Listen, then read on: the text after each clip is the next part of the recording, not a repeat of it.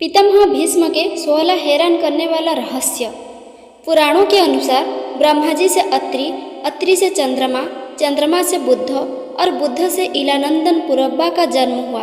पुरब्बा से आयु, आयु से राजा नहुस और नहुस से अयाति उत्पन्न हुए।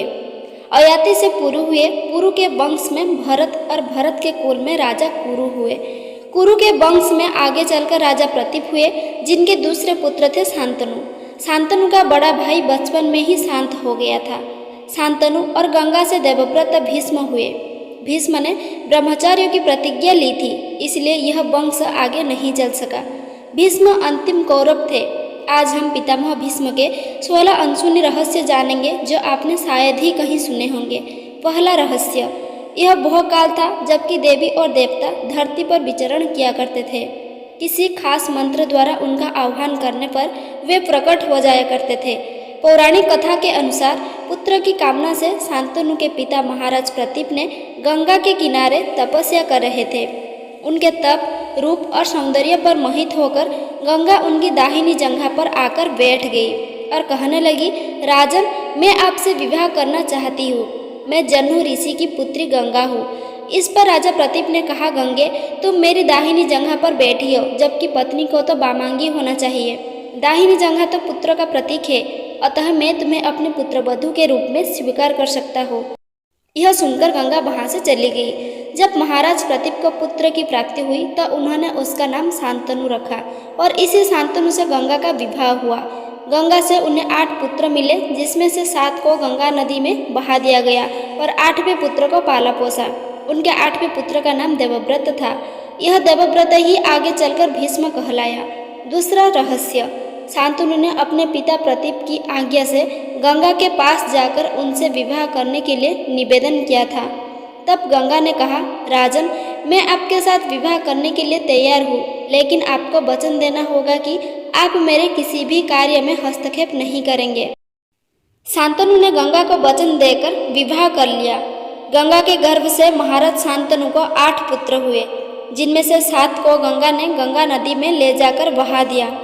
वचन के बंधे होने के कारण शांतनु कुछ नहीं बोल पाए। जब गंगा का 8वां पुत्र हुआ और वह उसे भी नदी में बहाने के लिए ले जाने लगी, तो राजा शांतनु से रहा नहीं गया और उन्होंने इस कार्य को करने से गंगा को रोक दिया। गंगा ने कहा, राजन, आपने अपनी प्रतिज्ञा भंग कर दी है, इसलिए अब मैं आपके पास नहीं रह सकती। इतना कहकर गंगा ने उस बालक को लेकर वहां से अंतर्ध्यान हो गई। जाते समय यह कहकर गई कि उचित समय पर वह इस बालक को राज्य के लिए यज्ञ बनाकर उनको लौटा देगी। यही बालक आगे चलकर पितामह भीष्म के नाम से प्रसिद्ध हुआ। तीसरा रहस्य, एक बार द्यू नामक वसु ने वशिष्ठ ऋषि की कामधेनु का हरण कर लिया। इससे वशिष्ठ ऋषि ने द्यू से कहा कि ऐसा काम तो मनुष्य करते हैं, इसलिए तुम 8 वसु मनुष्य हो जाओ। यह सुनकर वसुओं ने घबराकर वशिष्ठ जी की प्रार्थना की तो उन्होंने कहा कि अन्य वसु तो वर्ष का अंत होने पर मेरे शाप से छुटकारा पा जाएंगे, लेकिन इस द्यू को अपनी करनी का फल भोगने के लिए एक जन्म तक मनुष्य बनकर पीड़ा भोगना होगा। यह सुनकर वसुओं ने गंगा जी के पास जाकर उन्हें वशिष्ठ जी के शाप को विस्तार से बताया और यह प्रार्थना की कि आप मृत्युलोक में अवतार लेकर हमें गर्भ में धारण करें और जो ही हम जन्म ले हमें पानी में डुबो दे। इस तरह हम जल्दी से सभी मुक्त हो जाएंगे। गंगा माता ने स्वीकार कर लिया और वे युक्तिपूर्वक शांतनु राजा की पत्नी बन गई और शांतनु से वचन भी ले लिया। शांतनु से गंगा के गर्भ में पहले जो 7 पुत्र पैदा हुए, उन्हें उत्पन्न होते ही गंगा जी ने पानी में डुबो दिया, जिससे 7 वसु तो मुक्त हो गए, लेकिन 8वें में शांतनु ने गंगा को रोककर इसका कारण जानना चाहा। गंगा जी ने राजा की बात मानकर वसुओं को वशिष्ठ के शाप का सब हाल कह सुनाया। राजा ने उस 8वें पुत्र को डुबोने नहीं दिया और इस वचन भंगता के कारण गंगा 8वें पुत्र के सहित अंतर्ध्यान हो गई। यही बालक द्यू नामक वसु था। चौथा रहस्य, एक दिन देवव्रत के पिता शांतनु यमुना के तट पर घूम रहे थे कि उन्हें नदी में नाव चलाते हुए एक सुंदर कन्या नजर आई। शांतनु उस कन्या पर मुग्ध हो गए। महाराज ने उसके पास जाकर उससे पूछा, हे देवी, तुम कौन हो? उसने कहा, महाराज, मेरा नाम सत्यवती है और मैं निषाद कन्या हूँ। महाराज उसके रूप यौवन पर रीझ कर उसके पिता के पास पहुँचे और सत्यवती के साथ अपने विवाह का प्रस्ताव किया।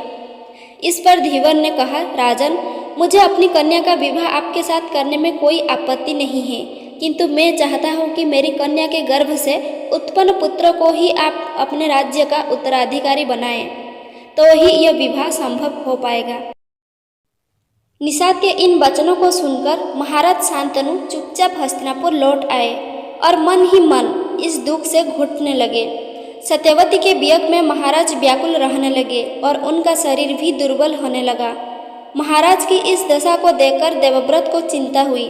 जब उन्हें मंत्रियों द्वारा पिता की इस प्रकार की दशा होने का कारण पता चला तब वे निषाद के घर जा पहुँचे और उन्होंने निषाद से कहा, हे निषाद, आप सहर्ष अपनी पुत्री सत्यवती का विवाह मेरे पिता शांतनु के साथ कर दे। मैं आपको वचन देता हूँ कि आपकी पुत्री के गर्भ से जो बालक जन्म लेगा वही राज्य का उत्तराधिकारी होगा। कालांतर में मेरी कोई संतान आपकी पुत्री के संतान का अधिकार छीन न पाए, इस कारण से मैं प्रतिज्ञा करता हूँ कि मैं आजन्म अविवाहित रहूँगा। उनकी इस प्रतिज्ञा को सुनकर निषाद ने हाथ जोड़कर कहा, हे देवव्रत, आपकी यह प्रतिज्ञा अद्भुतपूर्व है। इतना कहकर निषाद ने तत्काल अपनी पुत्री सत्यवती को देवव्रत तथा उनके मंत्रियों के साथ हस्तिनापुर भेज दिया। पांचवा रहस्य। देवव्रत जब निषाद कन्या सत्यवती को लाकर अपने पिता शांतनु को सौंपते हैं तो शांतनु की खुशी का ठिकाना नहीं रहता। शांतनु प्रसन्न होकर देवव्रत से कहते हैं, हे पुत्र, तूने पितृभक्ति के वशीभूत होकर ऐसी कठिन प्रतिज्ञा की है जो न आज तक किसी ने की है और न भविष्य में कोई करेगा। तेरी इस पितृभक्ति से प्रसन्न होकर मैं तुझे वरदान देता हूँ कि तेरी मृत्यु तेरी इच्छा से ही होगी। तेरी इस प्रकार की प्रतिज्ञा करने के कारण तू भीष्म कहलाएगा और तेरी प्रतिज्ञा भीष्म प्रतिज्ञा के नाम से सदैव प्रख्यात रहेगी। छठा रहस्य। सत्यवती के गर्भ से महाराज शांतनु को चित्रांगद और विचित्रवीर्य नाम के 2 पुत्र हुए। शांतनु की मृत्यु के बाद चित्रांगद राजा बनाए गए, किंतु गंधर्व के साथ युद्ध में उनकी मृत्यु हो गई। तब विचित्रवीर्य बालक ही थे। फिर भी भीष्म विचित्रवीर्य को सिंहासन पर बैठाकर खुद राजकार्य देखने लगे। विचित्रवीर्य के युवा होने पर भीष्म ने बलपूर्वक काशीराज की 3 पुत्रियों का हरण कर लिया और वे उसका विवाह विचित्रवीर्य से करना चाहते थे, क्योंकि भीष्म चाहते थे कि किसी भी तरह अपने पिता शांतनु का कुल बढ़े। लेकिन बाद में बड़ी राजकुमारी अम्बा को छोड़ दिया गया, क्योंकि वह शाल्यराज को चाहती थी। अन्य दोनों अम्बालिका और अंबिका का विवाह विचित्रवीर्य के साथ कर दिया गया, लेकिन विचित्रवीर्य को दोनों से कोई संतान नहीं हुई और वह भी चल बसा। एक बार फिर गद्दी खाली हो गई। सत्यवती शांतनु का वंश तो डूब गया और गंगा शांतनु के वंश ने ब्रह्मचार्य की प्रतिज्ञा ले ली थी। अब हस्तिनापुर की राजगद्दी फिर से खाली हो गई थी। 7वां रहस्य। परशुराम से युद्ध। विचित्रवीर्य के युवा होने पर उनके विवाह के लिए भीष्म ने काशीराज की 3 कन्याओं का बलपूर्वक हरण किया था, जिसमें से एक को शाल्यराज पर अनुरक्त होने के कारण छोड़ दिया था। लेकिन शाल्यराज के पास जाने के बाद अम्बा को शाल्यराज ने स्वीकार करने से मना कर दिया। अम्बा के लिए यह दुखदायी स्थिति हो चली थी। अम्बा ने अपनी इस दुर्दशा का कारण भीष्म को समझकर उनकी शिकायत परशुराम जी से की। परशुराम जी ने अन्याय के खिलाफ लड़ने की ठानी। परशुराम जी ने भीष्म से कहा कि तुमने अम्बा का बलपूर्वक अपहरण किया है, अतः अब तुम्हें इससे विवाह करना होगा, अन्यथा मुझसे युद्ध के लिए तैयार हो जाओ। भीष्म और परशुराम जी का 21 दिन तक भयंकर युद्ध हुआ। अंत में ऋषियों ने परशुराम को सारी व्यथा कथा सुनाई और भीष्म की स्थिति से भी उनको अवगत कराया। तब कहीं परशुराम जी ने ही युद्ध विराम किया। इस तरह भीष्म द्वारा लिए गए ब्रह्मचार्य के प्रण पर वे अटल रहे। 8वां रहस्य। सत्यवती के शांतनु से उत्पन्न दोनों पुत्र चित्रांगद और विचित्रवीर्य की मृत्यु हो जाने के बाद सत्यवती भीष्म से बार बार अनुरोध करती है कि पिता के वंश को चलाने के लिए अब तुम्हें विवाह कर पुत्र उत्पन्न करना चाहिए, लेकिन भीष्म अपनी प्रतिज्ञा तोड़ने को तैयार नहीं होते हैं। ऐसे में सत्यवती विचित्र वीर्यों की विधवा अंबालिका और अंबिका को नियोग प्रथा द्वारा संतान उत्पन्न करने का सोचती है। भीष्म की अनुमति लेकर सत्यवती अपने पुत्र वेदव्यास द्वारा अंबिका और अंबालिका के गर्भ से यथाक्रम धृतराष्ट्र और पांडु नाम के पुत्र को उत्पन्न करवाती है। शांतनु से विवाह करने के पूर्व सत्यवती ने अपनी कुंवारी अवस्था में ऋषि पराशर के साथ सहवास कर लिया था, जिससे उनका वेदव्यास नामक एक पुत्र का जन्म हुआ था। वे अपने इसी पुत्र से अंबिका और अंबालिका के साथ संयोग करने का कहती है। इस तरह यह कुल ऋषि कुल कहलाता है। 9वां रहस्य, भीष्म पितामह ने विवाह नहीं करके ब्रह्मचर्य का पालन किया था। उन्होंने अविवाहित रहकर भी इस व्रत का कठोरता से पालन किया था। इसके लिए वे यज्ञरूढ़ होकर ब्रह्म का ध्यान किया करते थे। उनके समक्ष श्री कृष्ण बच्चे ही थे, लेकिन उन्होंने कृष्ण को भगवान रूप में पहचान लिया था। वे सदा कृष्ण भक्ति में लीन रहते थे। महाभारत युद्ध के दौरान श्री कृष्ण ने निहत्थे रहकर अर्जुन का रथ हाँकने की प्रतिज्ञा की थी, लेकिन भीष्म ने उनसे शस्त्र ग्रहण करने का वचन ले लिया था। कृष्ण के लिए यह धर्म संकट की स्थिति बन गई थी। अंत में भक्त की लाज रखने को जब श्री कृष्ण रथ का पहिया लेकर दौड़ पड़े, तब भीष्म ने हथियार रख दिए और श्री कृष्ण के हाथों मारे जाने में ही अपनी मुक्ति समझने लगे। कृष्ण ने ऐसा करके अपने हथियार न धारण करने की प्रतिज्ञा भी पूरी की और भीष्म के कहने पर हथियार धारण करने का वचन भी पूरा कर दिया। 10वां रहस्य, महाभारत के युद्ध में भीष्म पितामह कौरवों की तरफ से सेनापति थे। कुरुक्षेत्र का युद्ध आरंभ होने पर प्रधान सेनापति की हैसियत से भीष्म ने 10 दिन तक घर युद्ध किया था और 90 दिन भयंकर युद्ध हुआ, जिसके चलते भीष्म ने बहादुरी दिखाते हुए अर्जुन को घायल कर उनके रथ को जर्जर कर दिया। युद्ध में आखिरकार भीष्म के भीषण संहार को रोकने के लिए कृष्ण को अपनी प्रतिज्ञा तोड़नी पड़ती है। उनके जर्जर रथ को देखकर श्री कृष्ण रथ का पहिया लेकर भीष्म पर झपटते हैं, लेकिन वे शांत हो जाते हैं। परंतु इस दिन भीष्म पांडवों की सेना का अधिकांश भाग समाप्त कर देते हैं। 10वें दिन भीष्म द्वारा बड़े पैमाने पर पांडवों की सेना को मार देने से घबराए पांडव पक्ष में भय फैल जाता है। तब श्री कृष्ण के कहने पर पांडव भीष्म के सामने हाथ जोड़कर उनसे उनकी मृत्यु का उपाय पूछते हैं। भीष्म कुछ देर सोचने पर उपाय बता देते हैं। 11वां रहस्य, 10वें ही दिन इच्छा मृत्यु प्राप्त भीष्म द्वारा अपनी मृत्यु का रहस्य बता देने के बाद इसके बाद भीष्म पांचाल तथा मत्स्य सेना का भयंकर संहार कर देते हैं। फिर पांडव पक्ष युद्ध क्षेत्र में भीष्म के सामने शिखंडी को युद्ध करने के लिए लगा देते हैं। युद्ध क्षेत्र में शिखंडी को सामने डटा देखकर भीष्म अपने अस्त्र शस्त्र त्याग देते हैं।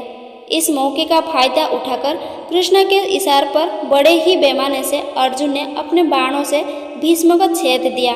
भीष्म बाण की सरसैया पर लेट जाते हैं।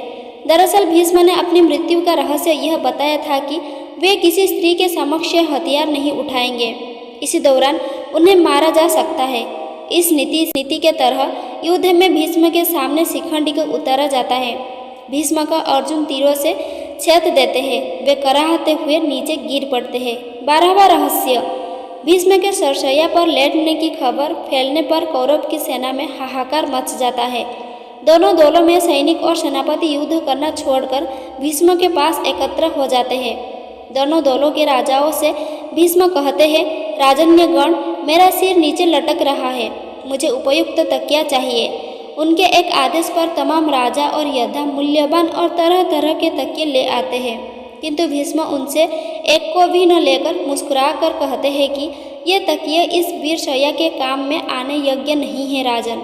फिर वे अर्जुन की ओर देखकर कहते हैं, बेटा तुम तो क्षत्रिय धर्म के विद्वान हो, क्या तुम मुझे उपयुक्त तकिया दे सकते हो? आज्ञा पाते ही अर्जुन ने आंखों में आंसू लिए उनको अभिवादन कर भीष्म को बड़ी तेजी से ऐसे 3 बाण मारे जो उनके ललाट को छेदते हुए पृथ्वी में जा लगे। बस इस तरह से सिर को सिराहना मिल जाता है। इन बाणों का आधार मिल जाने से सिर के लटकते रहने की पीड़ा जाती रही। 13वां रहस्य, सरसैया पर लेटने के बाद भी भीष्म प्राण क्यों नहीं त्यागते हैं, जबकि उनका पूरा शरीर तीर से छलनी हो जाता है, फिर भी वे इच्छा मृत्यु के कारण मृत्यु को प्राप्त नहीं होते हैं। भीष्म यह भलीभांति जानते थे कि सूर्य के उत्तरायण होने पर, प्राण त्यागने पर आत्मा को सद्गति मिलती है और वे पुनः अपने लोक जाकर मुक्त हो जाएंगे, इसलिए वे सूर्य के उत्तरायण होने का इंतजार करते हैं। भीष्म ने बताया कि वे सूर्य के उत्तरायण होने पर ही शरीर छोड़ेंगे, क्योंकि उन्हें अपने पिता शांतनु से इच्छा मृत्यु का वर प्राप्त है और वे तब तक शरीर नहीं छोड़ सकते जब तक कि वे चाहे। लेकिन 10वें दिन का सूर्य डूब चुका था। 14वां रहस्य। भीष्म को ठीक करने के लिए शल्य चिकित्सक लाए जाते हैं, लेकिन वे उनको लौटा देते हैं और कहते हैं कि अब तो मेरा अंतिम समय आ गया है, यह सब व्यर्थ है, सरसया ही मेरी चिता है। अब मैं तो बस सूर्य के उत्तरायण होने का इंतजार कर रहा हूँ। पितामह की ये बातें सुनकर राजागण और उनके सभी बंधु बांधव उनको प्रणाम और प्रदक्षिणा कर करके अपनी अपनी छावनियों में लौट जाते हैं। अगले दिन सुबह होने पर फिर से वे सभी भीष्म के पास लौटते हैं। सभी कन्याएं, स्त्रियां और उनके कुल के योद्धा पितामह के पास चुपचाप खड़े हो जाते हैं। पितामह ने पीने के लिए राजाओं से ठंडा पानी मांगा। सभी उनके लिए पानी ले आए, लेकिन उन्होंने अर्जुन की ओर देखा। अर्जुन समझ गया और उसने अपने गांडीव पर तीर चढ़ाया और पर्जन्यास्त्र का प्रयोग करके वे धरती में छोड़ देते हैं। धरती से अमृत तुल्य सुगंधित जल की धारा निकलने लगती है। उस पानी को पीकर भीष्म तृप्त हो जाते हैं। फिर भीष्म दुर्योधन को समझाते हैं कि युद्ध छोड़कर वंश की रक्षा करो। उन्होंने अर्जुन की बहुत प्रशंसा की और दुर्योधन को बार बार समझाया कि हमारी यह गति देखकर संभल जाओ, लेकिन दुर्योधन उनकी एक भी नहीं मानता है और फिर से युद्ध शुरू हो जाता है। अगले दिन फिर से सभी उनके पास इकट्ठे होते हैं। वे नए सेनापति कर्ण को समझाते हैं। वे दोनों पक्ष में अपने अंतिम वक्त में भी संधि कराने की चेष्टा करते हैं। भीष्म के सरसैया पर लेटे जाने के बाद युद्ध और 8 दिन चला। 15वां रहस्य। भीष्म यद्यपि सरसैया पर पड़े हुए थे, फिर भी उन्होंने श्री कृष्ण के कहने से युद्ध के बाद युधिष्ठिर का शक दूर करने के लिए राजधर्म, मोक्षधर्म और अपधर्म आदि का मूल्यवान उपदेश बड़े विस्तार के साथ दिया। इस उपदेश को सुनने से युधिष्ठिर के मन से ग्लानि और पश्चाताप दूर हो जाता है। बाद में सूर्य के उत्तरायण होने पर युधिष्ठिर आदि सगे संबंधी, पुरोहित और अन्य लोग भीष्म के पास पहुँचते हैं। उन सबसे पितामह ने कहा कि इस सरसैया पर मुझे 58 दिन हो गए हैं। मेरे भाग्य से माघ महीने का शुक्ल पक्ष आ गया। अब मैं शरीर त्यागना चाहता हूँ। इसके पश्चात उन्होंने सब लोगों से प्रेम पूर्वक विदा मांगकर शरीर त्याग दिया। सभी लोग भीष्म को याद कर रोने लगे। युधिष्ठिर तथा पांडवों ने पितामह के सर्वविध शवों को चंदन की चिता पर रखा तथा दाह संस्कार किया। 16वां रहस्य। भीष्म सामान्य व्यक्ति नहीं थे, वे मनुष्य रूप में देवता वसु थे। उन्होंने ब्रह्मचर्य का कड़ा पालन करके यज्ञ विद्या द्वारा अपने शरीर को पुष्य कर लिया था। दूसरा, उनको इच्छा मृत्यु का वरदान भी प्राप्त था। माना जाता है कि भीष्म ही युद्ध में सबसे अधिक उम्र के थे। उन्हें राजनीति का ज़्यादा अनुभव होने के कारण वेदव्यास ने संपूर्ण महाभारत में भीष्म को राजनीति का केंद्र बनाकर राजनीति के बारे में उन्होंने जो भी कहा उसका प्राथमिकता से उल्लेख किया। अगर आपको मेरी यह वीडियो पसंद आई है तो कृपया वीडियो को लाइक करें, शेयर करें और ऐसे ही नए नए वीडियो देखने के लिए हमारे चैनल को सब्सक्राइब करने के बाद बेल आइकन को प्रेस करें। धन्यवाद।